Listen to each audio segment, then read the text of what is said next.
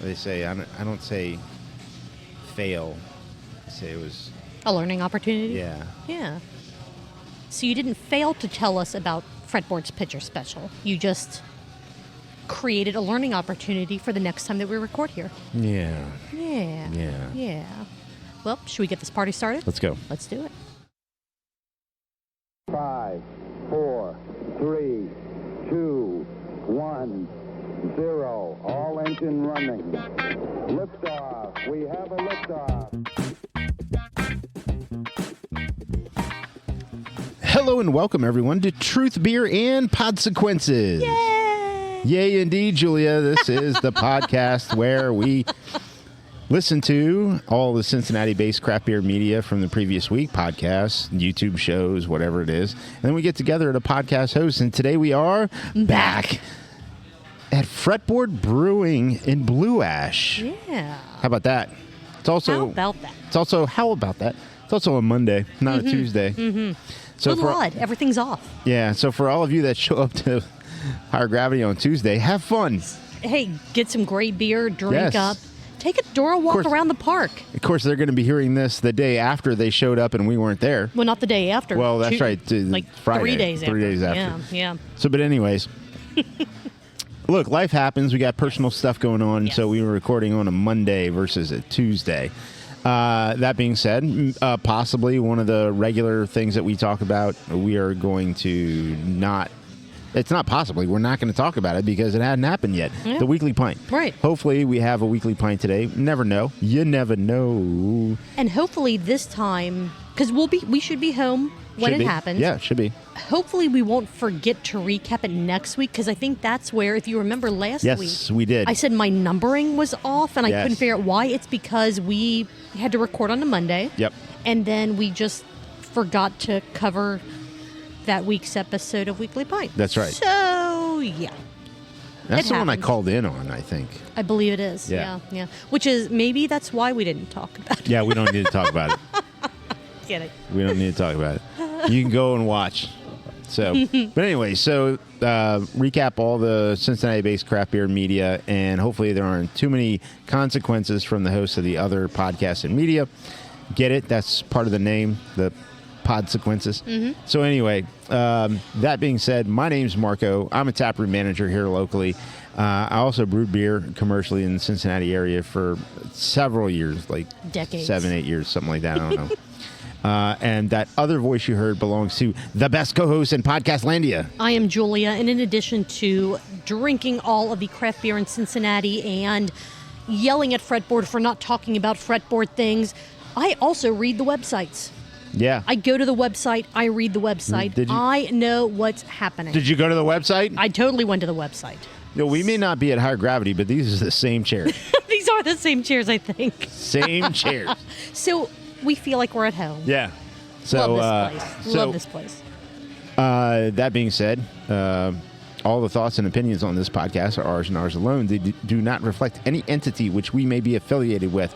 Full-time jobs, part-time jobs, Higher Gravity, Fretboard, any of it. You want to get at us about something we said, get at us. You can find us, in the show notes. You can get the email address. You can, become a Patreon, which gets you more content than, all of the peasants that aren't Patreon. So, that being said, this would not be a good craft beer podcast. And thank you for making us the #1 craft beer podcast that talks about Cincinnati-based craft beer podcast. We would not be a good podcast if we were not having craft beer or some beverage of some sort. Exactly. We mix it up all the time.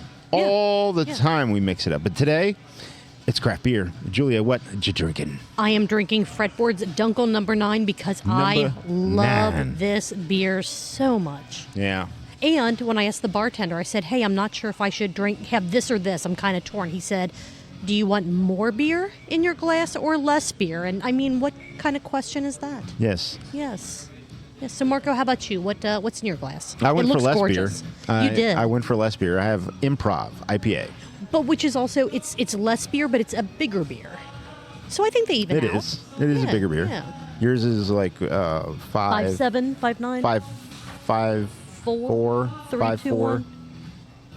I think it's 5.4. Yeah. 5.4. I don't know, close IPA, enough. 6.9. It's still a malt liquor. Malt liquor. Where yours is like a 27% ABV.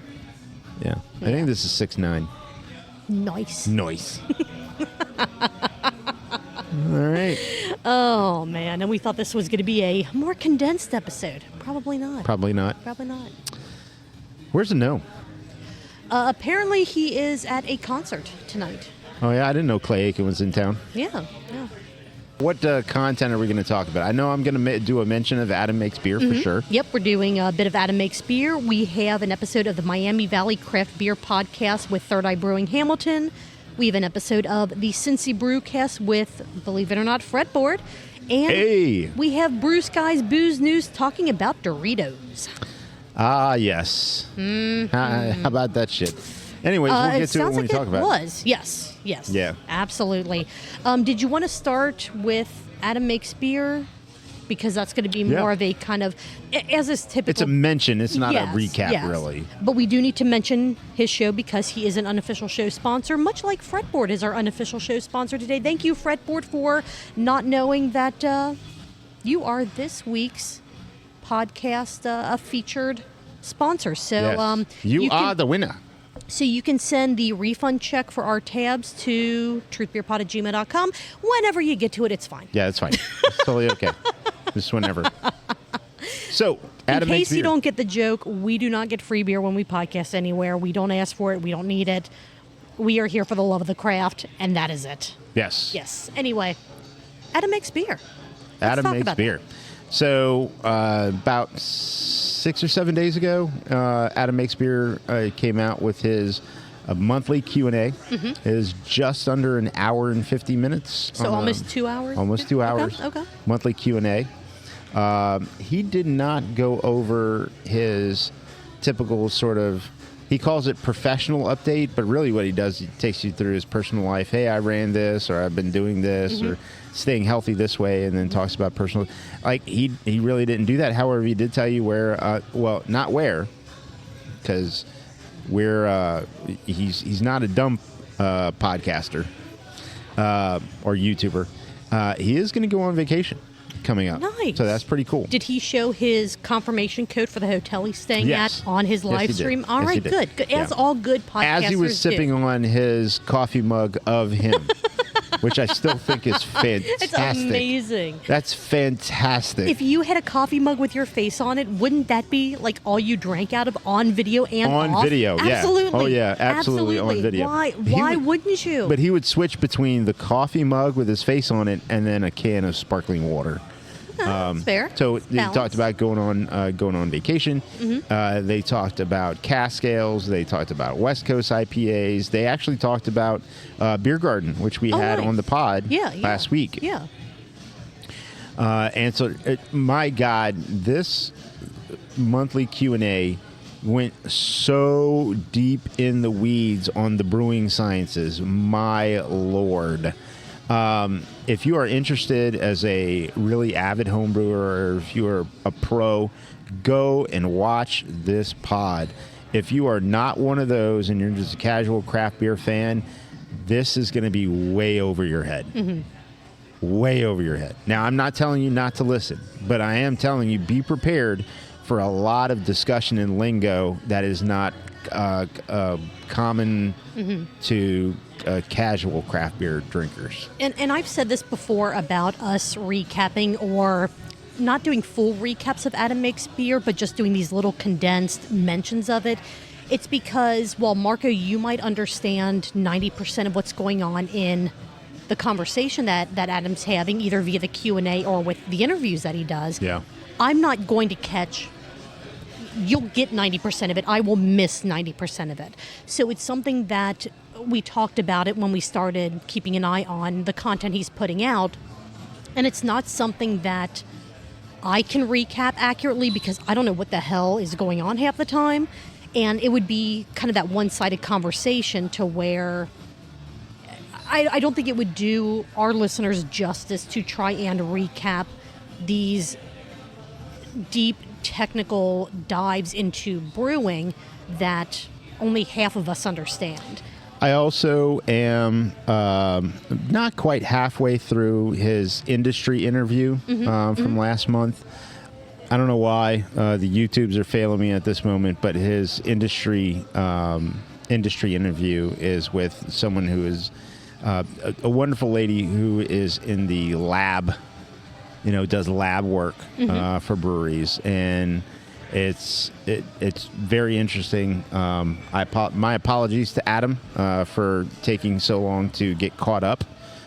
He's going to pull a sponsorship. He's got a lot going on, man. He's going to pull his sponsorship he knows of our how it show. is. Lot going on. That's true. He knows how it is. Has he mentioned if he was able to, because I know that we talked in another kind of mini recap of what he's doing about some of his health issues, and that he thinks he's going to finally be able to drink some of the beer that he's making. Has he touched on that to where, I'm sure that he's not going to just dive in and all of a sudden be drinking all the things just because of... What's interesting is I don't think in the whole almost 2 hours that he mentioned Brewer's Clarex once in this episode, which he had talked about for several Q&As and shows before. Right. More just curious, is it, is he able to enjoy a beer now and then, now that he's using that in what he's making, or is there still some side effects that he's going, you know what? I don't know how much, even if he could drink every beer at Sonder, I don't know how much beer he's drinking. Right, no. And I wasn't asking, the way that I asked wasn't specifically that. It was more of a... Would he take some home and drink them? Possibly. But I don't know. I don't know if he's having more than one pint after a shift. Right, which wasn't it wasn't the intent of my question. Sure. What I was more asking was, has he been able to identify that since, with using Brewer's Clarex, with the steps that he was taking to make those lower gluten beers, has he been able to even drink them for testing purposes, just to make sure that what they're brewing tastes the way it's supposed to? I'm just curious, has he noticed that has made a difference? It's a good question. Didn't come up in this round. Excuse me. In this Q&A. Okay. And I didn't know if it had or not, so just why. And yeah, again, whatever he wants to drink, however much he wants to drink, if he doesn't want to drink at all, that's none of my business. Don't care. Because he has brought it up in the public forum about that, it was more of a curiosity. Yes. Has he noticed a difference? That's it. Yes, I have noticed a difference. Moving on. That's it. So, okay. That's cool. Was there anything else you wanted to touch on Adam Makes Beer? He has had commenters from all over the world send him questions and interactions. I mean, he's had people from, if I'm not mistaken, New Zealand, Australia. He's had people from UK. He's had folks from this past episode, I believe it was Vietnam. Oh, wow. And he actually had to put a question into Google Translate to be able to interact with that question.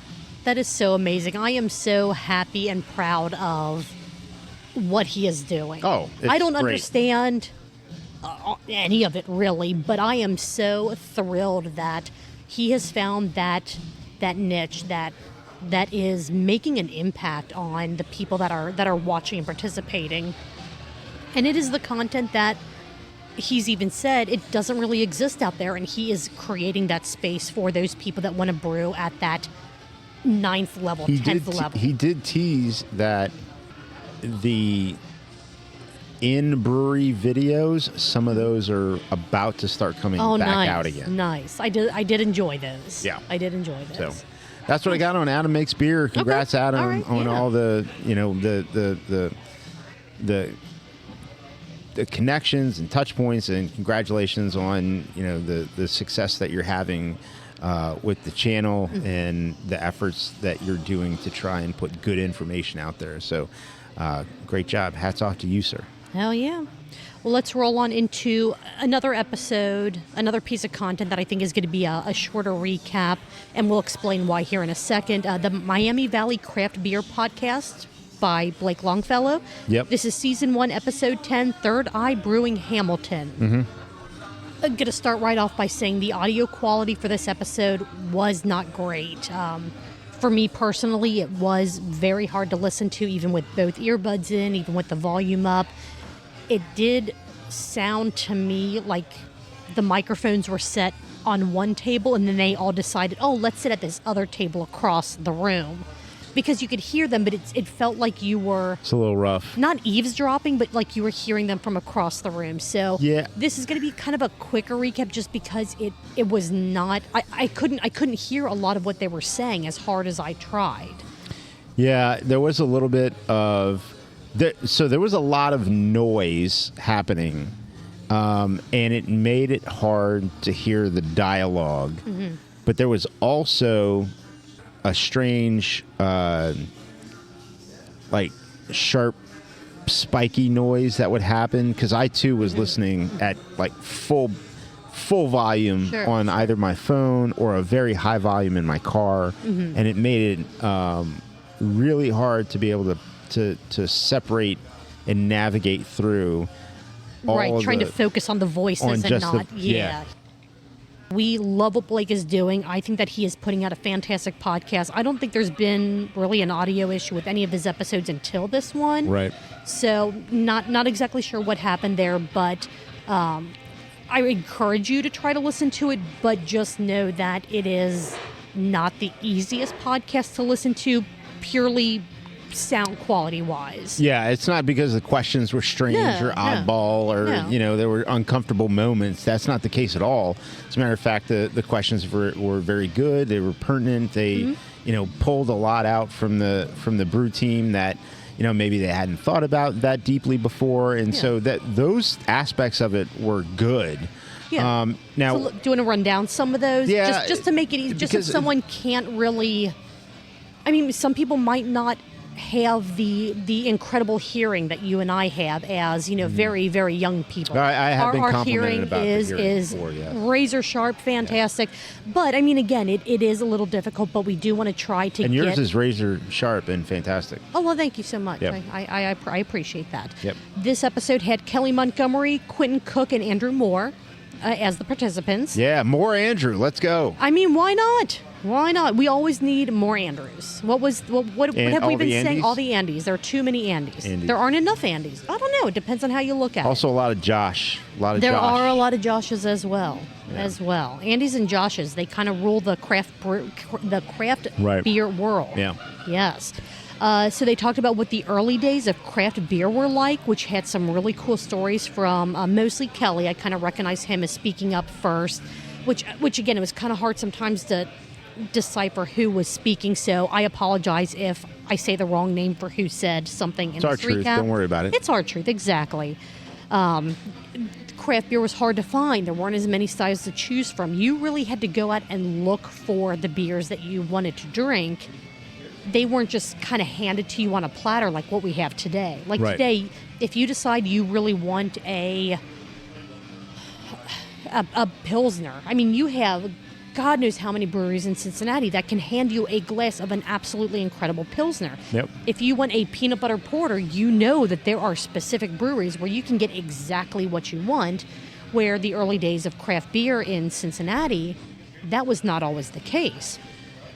Kind of moved into how they all got into craft beer. Kelly's parents were incredibly supportive of him dropping out of business school and moving into brewing. Yeah. Which is fantastic. Normally you don't hear that parents are supportive of that. Kelly's like, man. A lot like Sam Calagione in a way. Exactly. Like walking on the, over in Rehoboth. Mm-hmm. And he just said, Dad, I think I want to brew for a living. And his dad looked up and saw the street sign and said, Dogfish Head would be a good name for a brewery. You should do that. Yeah. Exactly. One of the other gentlemen on the show, which again I couldn't quite pick out who was speaking, talked about how he got into brewing via his quarter life crisis. Yeah. Which I think is also pretty accurate for some people. Does that mean he has to have 3 more? I mean, if he lives to 100, yeah. So at least 2 more. Well, but your life is your life. You can have a quarter life crisis and still have Yeah.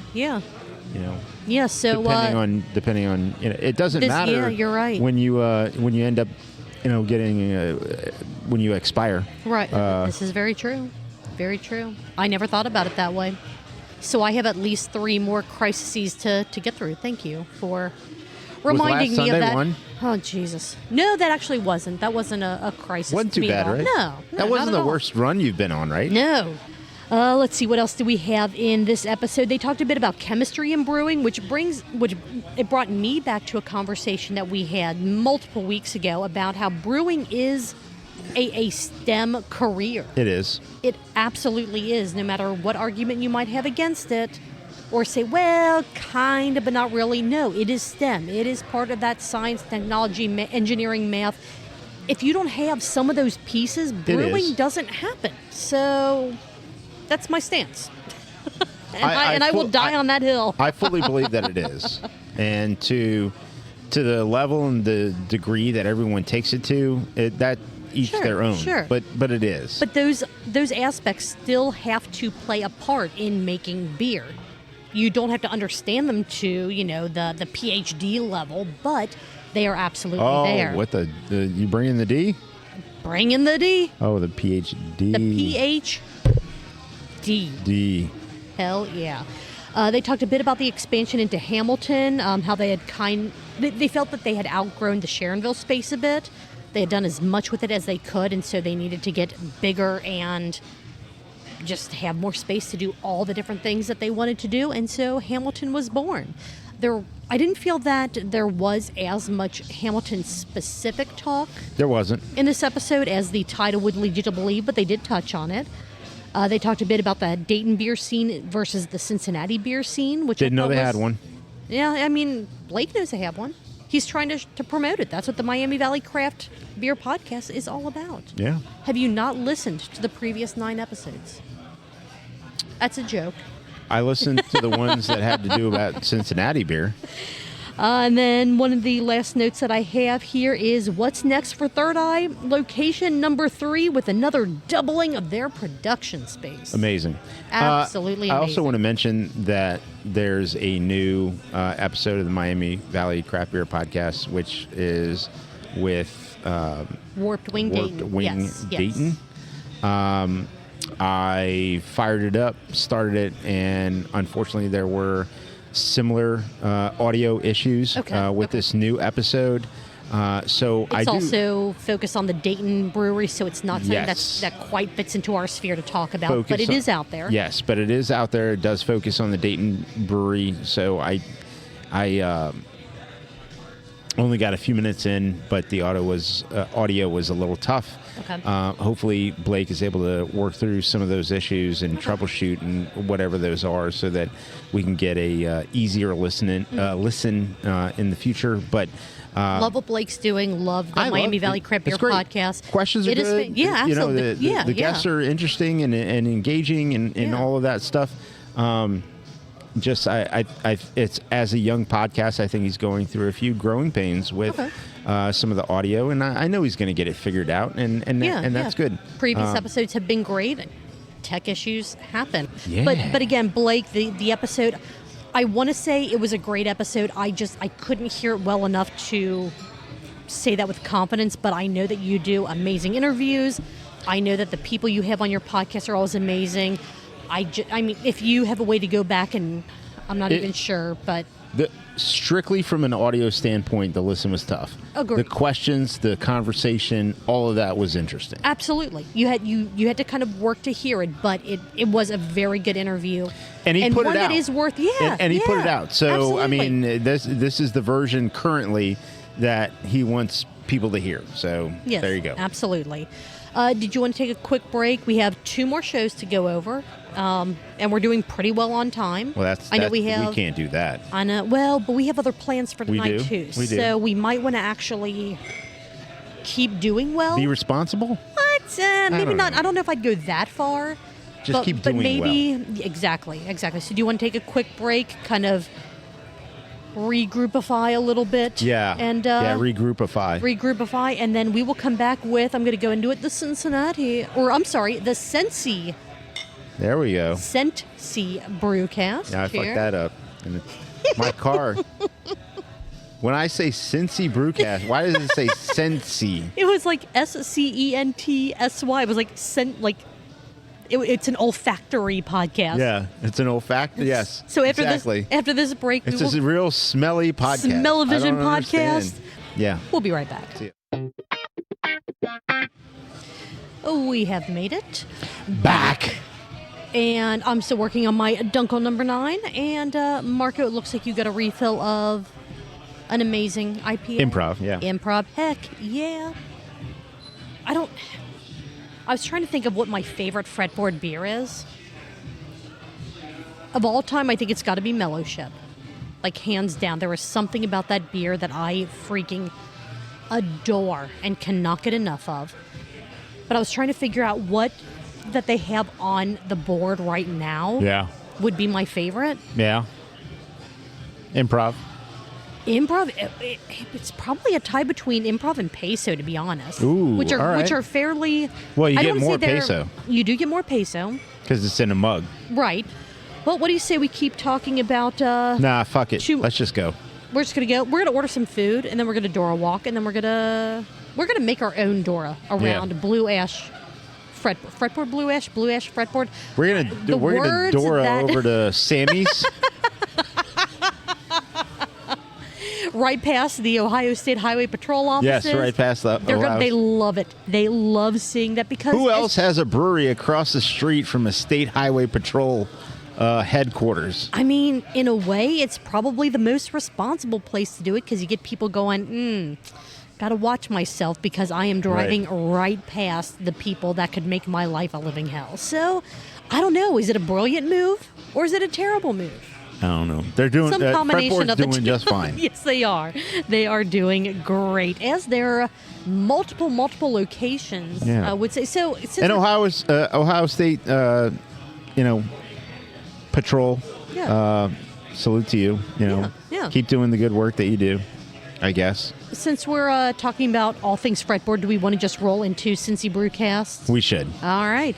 This is Volume 10, Episode 7, Fretboard heads to Harrison. Yay! And I want to say Where that, the fuck is Harrison, Julia? west. Explain to people. It's on the west. Like, you know where Indiana is? There. It's like Yeah. it's like literally. Is that where Caitlin Clark is? Yes. Got it. Yes. The road that Fretboard Harrison, which they have an absolutely Does it lead to Caitlin Clark? no. Oh. But as you're walking down that road, there is a point where as soon as you cross the street, you're in Indiana. Like you can see Indiana. Oh, the Fretboard's new Serapeum. I location. can I'm see telling you, Indiana from here. Exactly. And when you're standing in front of Fretboard's new Harrison location, which will be open when this episode drops, May 17th, you can go there and you can I think it's a Dora area around there. You might be able to have 1 foot in a non-Dora area because it's a completely different state, and 1 foot in a Dora area in Harrison because you're in Harrison, Indiana, and Harrison, Ohio, which isn't confusing at all. Speaking of which, Harrison Fretboard, they have the most brilliant name for their new location. It's amazing. So much thought and time and creativity went into it. Purpose.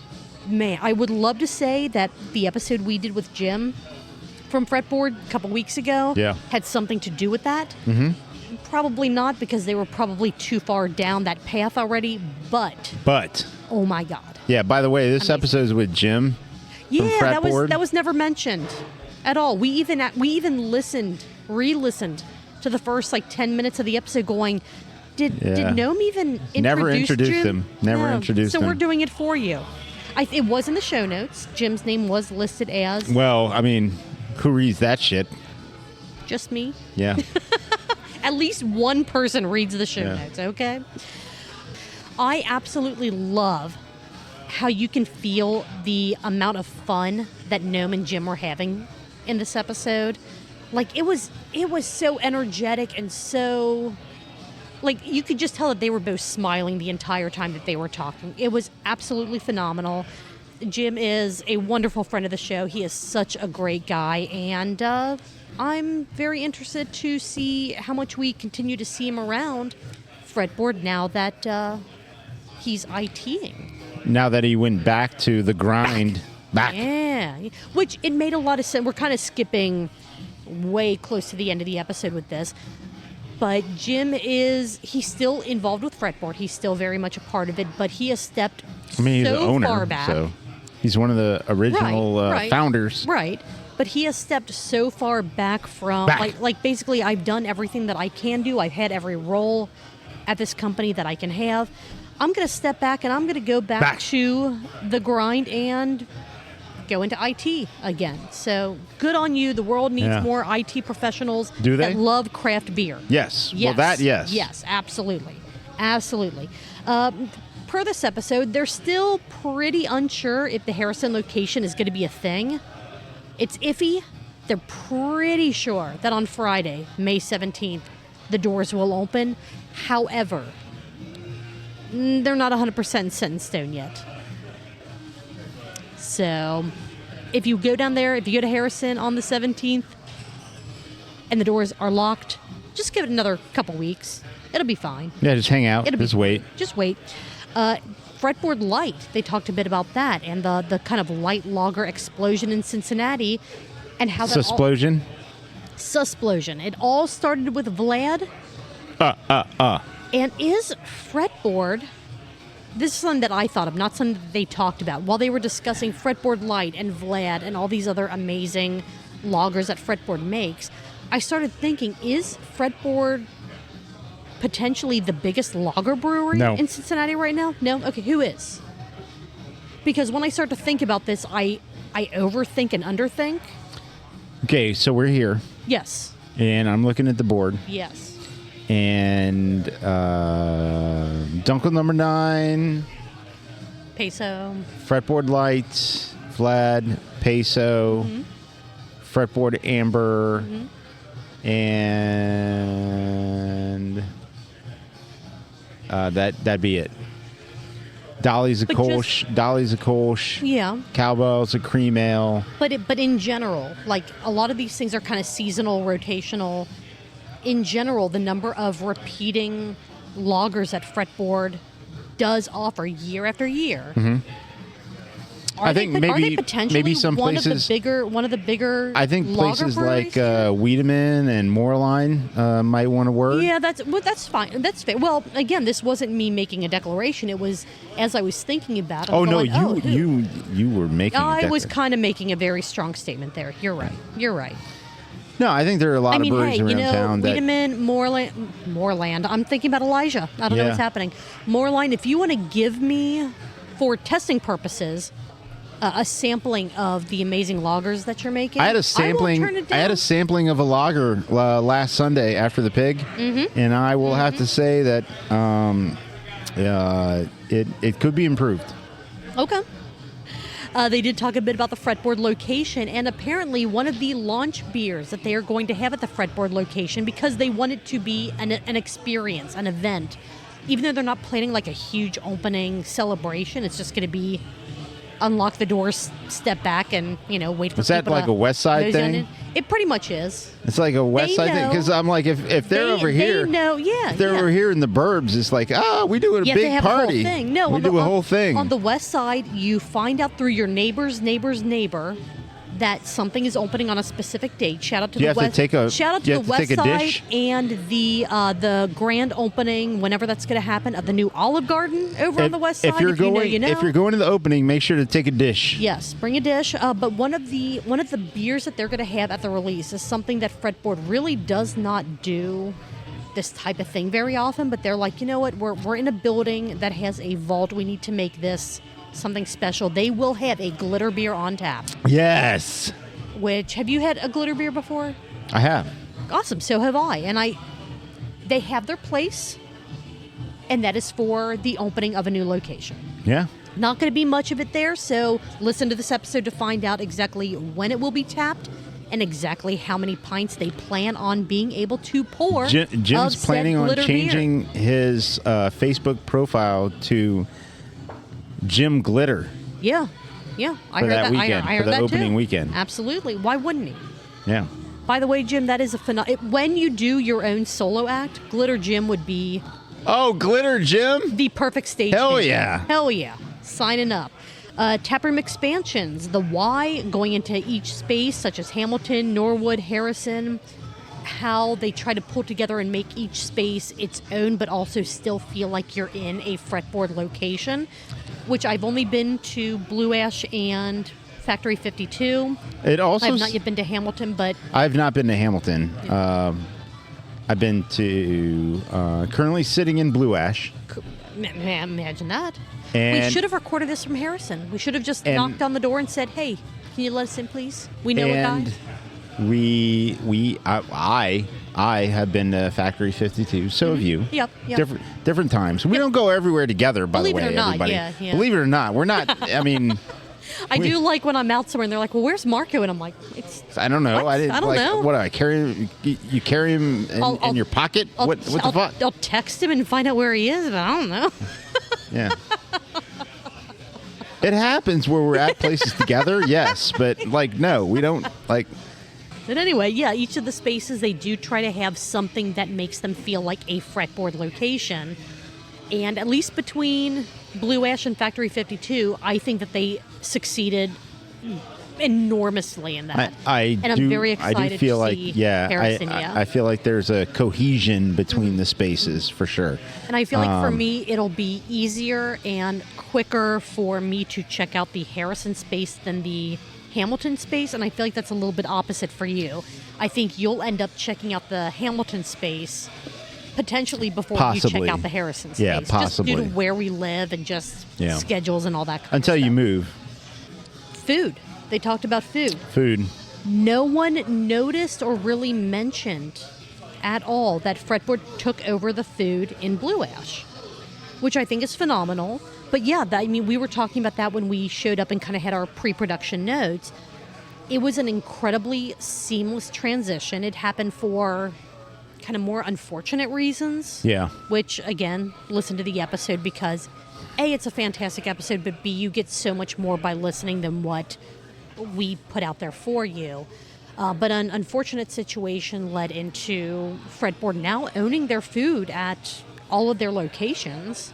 Well, no. Factory 52's a complete outlier. They also don't own the food at Hamilton. Because they don't really That's a partnership. own Hamilton. Right. They don't which own again, Hamilton. Yes. I was kind of getting there, but I was also doing the little R-Truth kind of. Oh, I fucked that up? That's fine. Still, listen to the episode to find out what exactly we're talking about, because it was a very interesting and very eye-opening explanation of the different Fretboard locations and what is Fretboard and what is not Fretboard. Mm-hmm. Even though you do have a consistent experience regardless of the location, there's a very different, this might be the wrong wording, but a very different kind of ownership structure at all of the locations. Let's see, what else do we have here? We kind of touched on this. Are you dying here? What's happening? Probably dying. Probably dying? Yeah, probably dying. Search your symptoms in WebMD. It's either cancer or you're dying.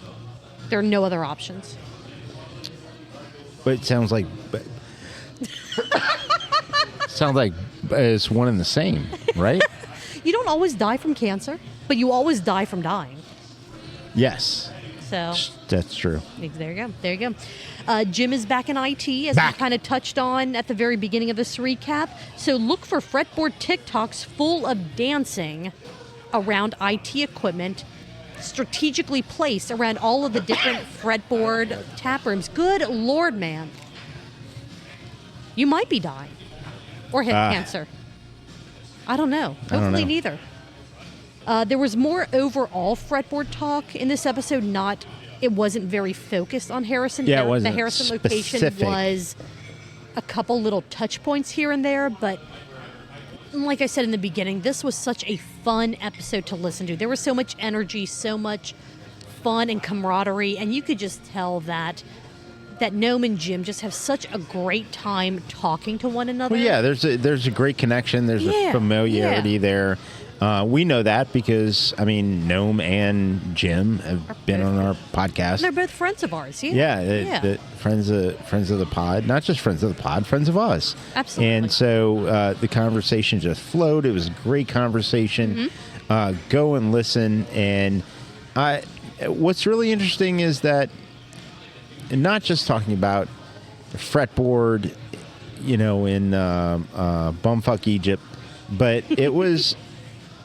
There were questions about how he felt about the business and how he felt about like gauging his, perspective on the time that Fretboard's been around and, where they are as a business, where he is and how he feels about it. And, as those conversations are usually not that open and honest, and usually not that you don't usually hear that kind of stuff. Mm-hmm.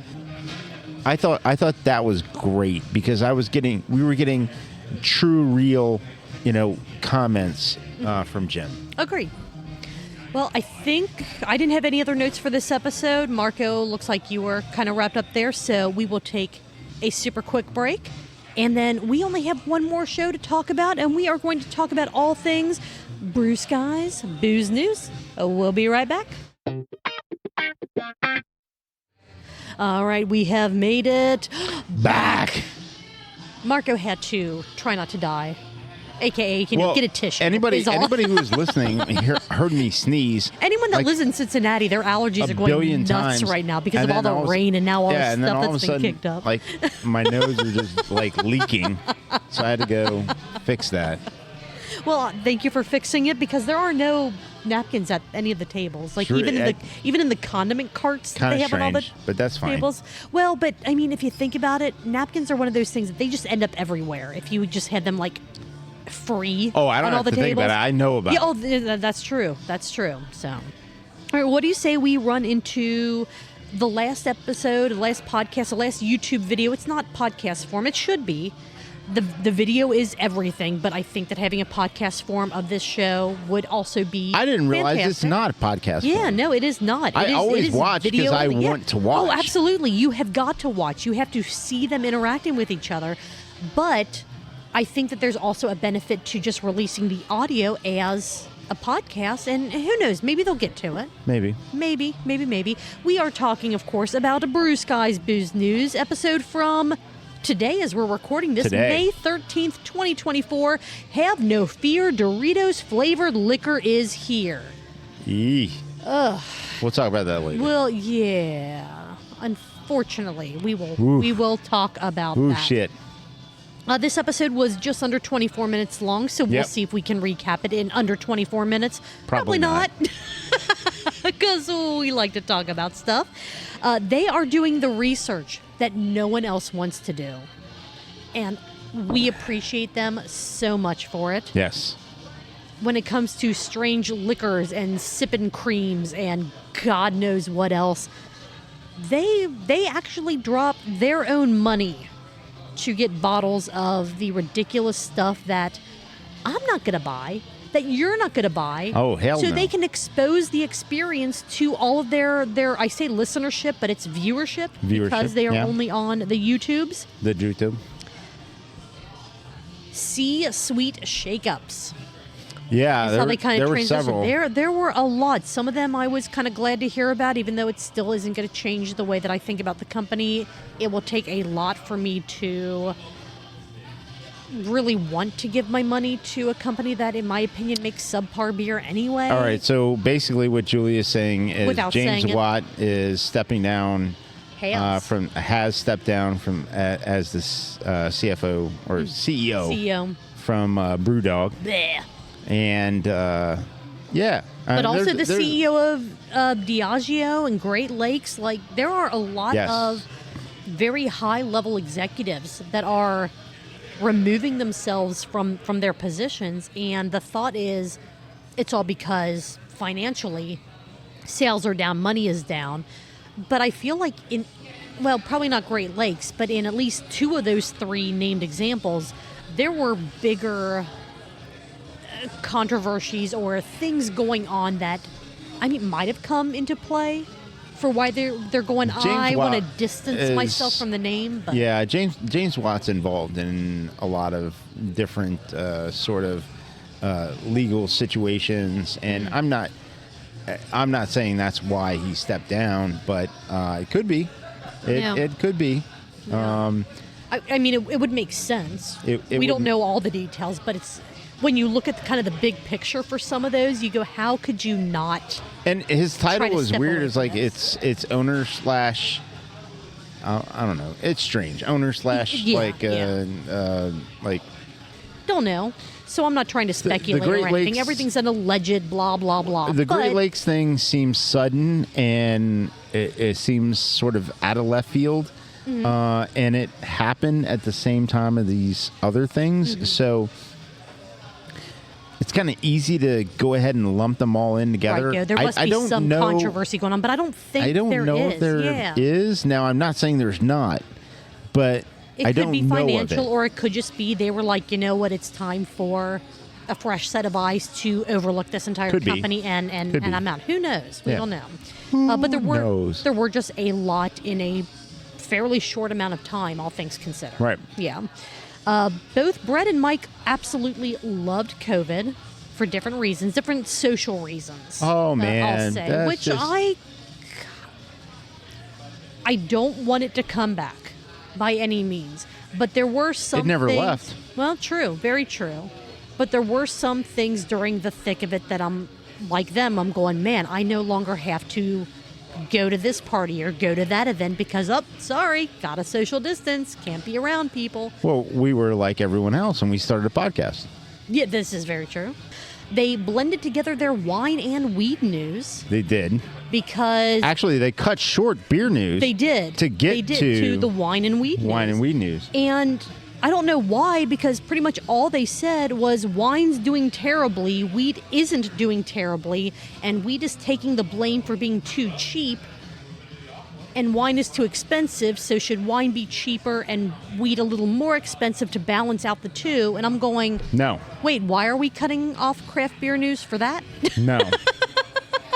No. And obviously more to it than just my little, thing there, but no, there's a lot of things with wine and the pricing of wine that it doesn't have to do with the market necessarily. It has to do with the cost. Sure. For wineries. Now, are wineries charging an outrageous rate for their wine, even with the cost? Possibly. Like eyeglasses, like the markup on a lens is like 900%. Oh, it's ridiculous. Yeah. Like 900% is ridiculous. But markup on a wine from California, to like a $50 bottle. Should it be $50? Should it be $20? I mean, I don't know. But if that's what you're doing, because you have a market and value it at that, that's great. Mm-hmm. Here's what's going to tell you whether it should be $50 or not. If you're still sitting on it, for a long time, like, it's not priced right if it doesn't move. Very true. Now, very, very true. You can sit on a certain amount of batches for vintages and all this other stuff, but by volume, you need to move volume. So you need to just move the product. Period. Yeah. Right. So just figure your shit out, California wine. And so, I mean, that's what I got to say about that. As far as weed product and all that, I don't know. I mean, all the product I've seen has pretty much been priced in sort of concert with, the rest of craft beverages. I don't think anything's wrong with it. No, I don't either. If you're talking specifically about, and you said beverages like THC beverages, stuff like that, yeah, I think that you're looking at $15 to $18 for a 4-pack, but I mean, I don't think that's unreasonable for the product that you're getting. Now, is that high? Is that too high? Is that average? I have no idea. I don't even know. Kind of a new. I don't buy these products, so I don't know. Yeah.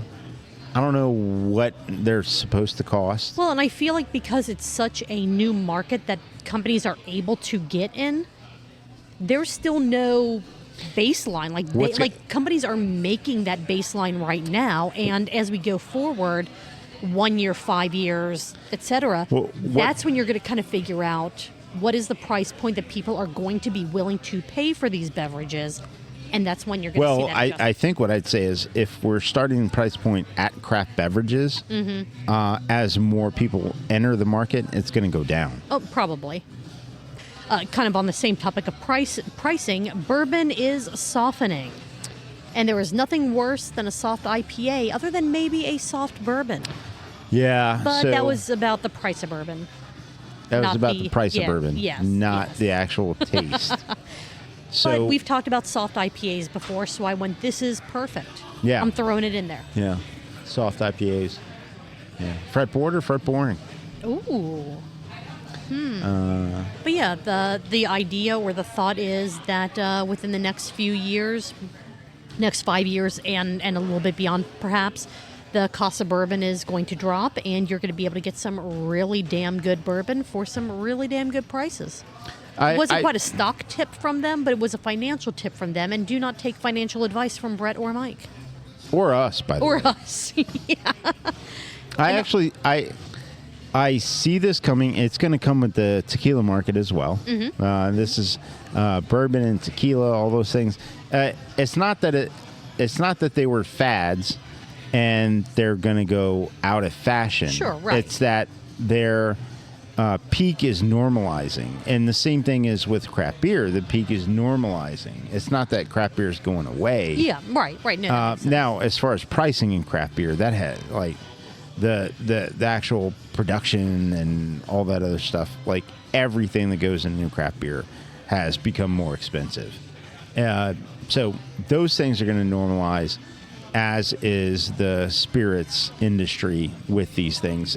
So over the next 5-10 years, you're going to see some price normalization with some of the things that were just sort of out of whack.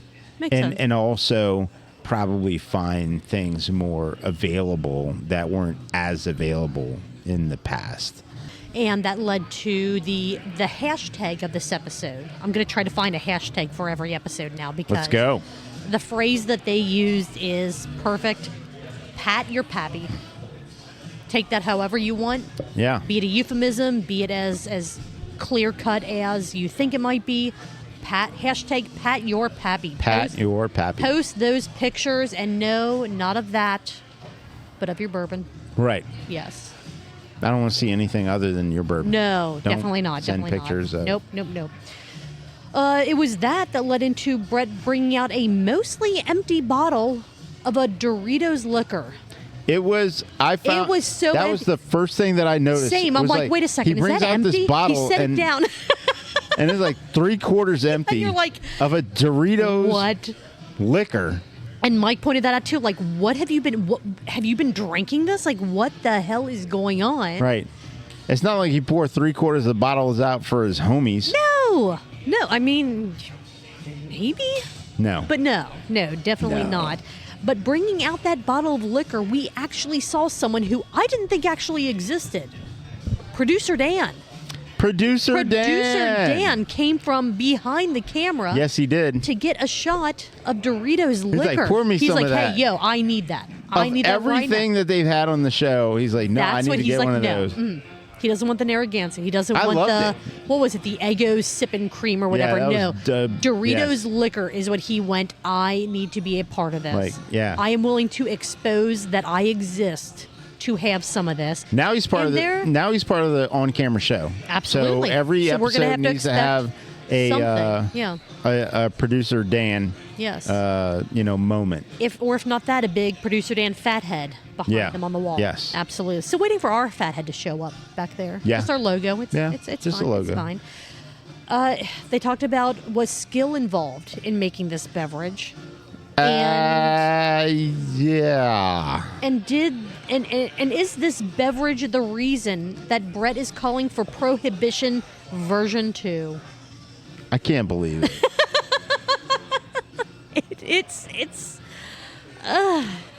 Yeah. I can't believe it. It's I don't want to give anything No, away. no, I'm not going. No, no. Listen. I'm not Watch going to go this, further do than this. like, I can't believe it. And then I have. Those are all the direct notes that I had for this episode, but I do have a sip count. Okay, let's go. And I do have a shout out for their book that I want to give. Ah, yeah. So the sip count first. Let's go. This is counting Dan's sip, or not really a sip. He took that entire shot Took of the Doritos shot. liquor. Yeah, we should count Dan's. I Yes. did. I absolutely did. Mike took a total of 11 sips in this episode. Okay. Brett took 15. Okay, so little low it's for Brett, but 26. yeah. And then Dan had 1. 27. So that's 27. Multiply that by 2 for 2 ounces, according to our drinking game. Not anyone. I'm not even going to argue this anymore. No. Our drinking game, 2 ounces. That is 54 ounces, which is 3.37 pints That's not of bad. your favorite beverage. 25 In minutes or so? 24, yeah. 24 yeah. minutes? You can do it. I could do it. It's a pint every 7 minutes. I could do it. All right. Do it Very right good. now or now? No, not right now. Okay, Because we still have okay. other plans. Okay. We still have other things All we right. want to do. So we need to make sure that we're still A-okay. And then they talked about the release of their book, Tanked in Cincinnati. It is an absolutely fantastic book. This weekend, I had my copy. I sat outside and read it cover to cover in one sitting. I got Really? I got sunburnt on my fucking face because I'm like, okay, the sun's out, it's shining directly in my eyes, but I don't want to move. The weather is great, and I want to keep reading outside. Rachel saw that you got your copy. It's like, oh, it's Julia got her copy. absolutely I'm like, amazing. Yeah, Julia did. And not only that, so Oh, shit. Oh, with Julia, what? Holy shit, it's the fucking book. it's for you, Marco. Oh, Julia brought me the book. It's even signed. Julia. Is this your copy you want me to give you back? No, that is your copy. This is my That copy? is your copy. Holy shit. Oh, my God. And the signature that is Brett's actual ass print.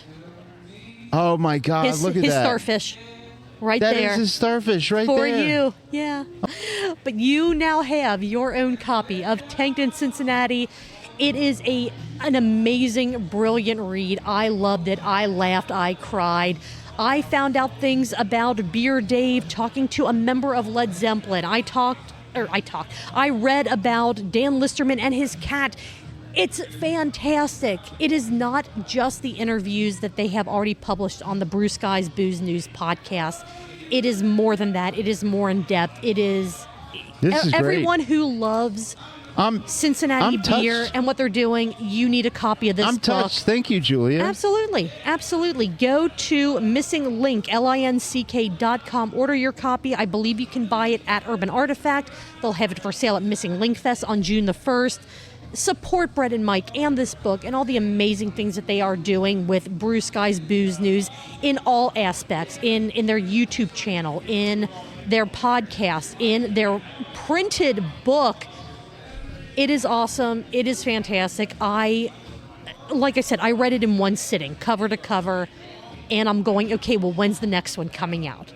When is the next book coming out with the next set of interviews?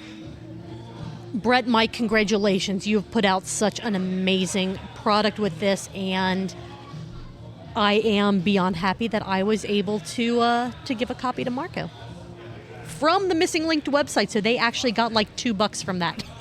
That's awesome.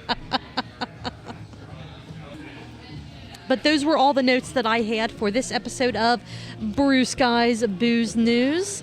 Marco, did you have anything else you wanted to say before we wrap this up and get some barbecue and then go do cheers. a Dora walk and all kinds of stuff? Exactly. I'll let Marco take his pictures before we start to close down this episode. I'm touched. I'm taken back. That's awesome. Thank you so much, Julia. Absolutely. Wasn't positive you were going to be able to make it down to Missing Linked Fest, so I wanted to make I'm sure not positive that I'm going to. Right. So I wanted to make sure yeah. that you got a copy. A copy of your very own dad. Hell yeah. This was a lot of fun, and So next week we're going to recap that book because Oh, you're going to shit. finish that book, but yeah, that's what I'm gonna do. Cover to cover tomorrow. cover to cover, you got this. If you like what we did tonight, you know what to do. We don't need to tell you, but might as well tell you anyway. Like, review, subscribe, share, tell people. just spread the word that if you want to know about what's happening in Cincinnati craft beer content, but you don't have time to listen to or watch everything on your own, let people know that Truth Beer and Consequences does all that work for you, and then we recap things so that you can, I don't want to say pick and choose what you listen to, because we would love for you to listen to and watch everything that we talk about, but we understand your time is valuable, so we try to do what we can to promote these content creators as much as we can, so that you go, you know what, I'm interested in this, I'm going to listen to that episode this week, this month, whatever your time allows. If you would like to support Truth Beer and Consequences, just go to truthbeerpod.com. You have links to everything, our social media, our email address, and our Patreon, which is where you get uncut episodes. Well, that's a lie. I cut out the silences for when Marco has to blow his nose before he dies of an allergy attack, or when we take a break to get beer, go to the bathroom. So the silences are gone, but everything else is in there for our Patreon members. They get an extra, on average, 15 minutes to sometimes up to an hour's worth of extra content. It's a phenomenal time. So yeah, I mean, support us if you'd like to. We would appreciate it. It helps cover, not our beers, we pay for that ourselves, but it helps us cover things like website hosting, podcast hosting, the things that actually cost money to run this whole endeavor, which we love to do so much. But with that being said, Marco? Julia? What are you going to be doing next Tuesday? Doing this, Julia. Cheers. Cheers.